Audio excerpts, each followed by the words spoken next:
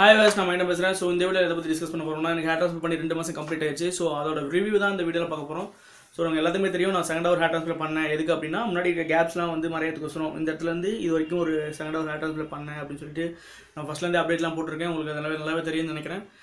So நிறைய number வாட்ஸ்அப்பில் பின் பண்ணியிருக்காங்க. ஸோ சில நண்பர்கள் என்னால் இன்னும் உடனே ரிப்ளை பண்ண முடியல. ஸோ அவங்களுக்கு ஃபஸ்ட்டு அவங்கக்கிட்ட சாரி கேட்டுக்கிறேன். ஸோ கண்டிப்பாக வந்து அதுக்கு நான் ரிப்ளை பண்ணுவேன். எல்லாத்துக்குமே ரிப்ளை கண்டிப்பாக வரும்.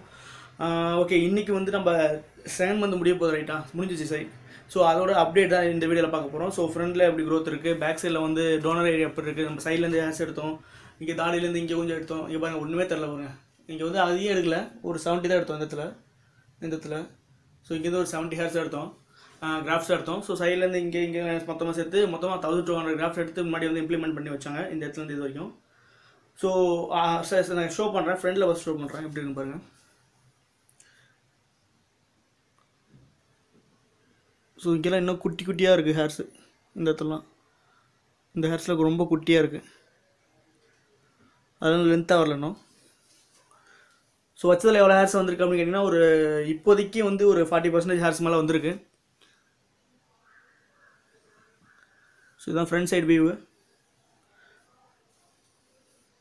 முன்னாடி சொன்ன மாதிரி தாடியில் இங்கே எடுத்தாங்க, ரைட்டா? ஸோ இங்கே அடையாளமே தெரில பாருங்கள், எடுத்த மாதிரி தெரில இந்த இடத்துல. ஓகே, சைட்லேயும் பேக் சைட்லையும் நான் ஷோ பண்ணுறேன் எப்படி இருக்குன்னு போகலாம்.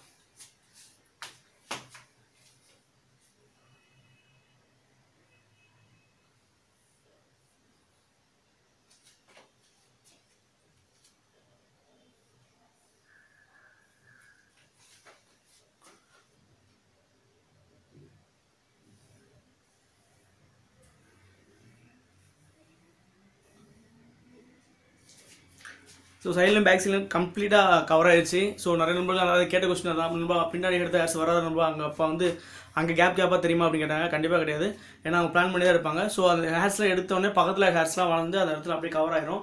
ஸோ மற்றபடி வந்து எடுத்த ஹேர் வந்து தெரியுமா அப்படின்னு கேட்டிங்கன்னா தெரியறதுக்கு சான்சஸ் இல்லை. வேணால் மொட்டை அடிக்கும் போது மட்டும், ஏன்னா நம்மளுடைய நம்ம ட்ரிம் பண்ணி தலையை ஃபுல்லாக ட்ரிம் பண்ணி ஒரு வீடியோ போட்டிருக்கோம். ஸோ அப்போ மட்டுமே வந்து கொஞ்சம் தெரியறதுக்கு சான்சஸ் இருக்குது. லைட்டாக புள்ளி மாதிரி தெரியும், மற்றபடி வந்து ரொம்ப தழும்பாக தெரியாது. இது வந்து FEE.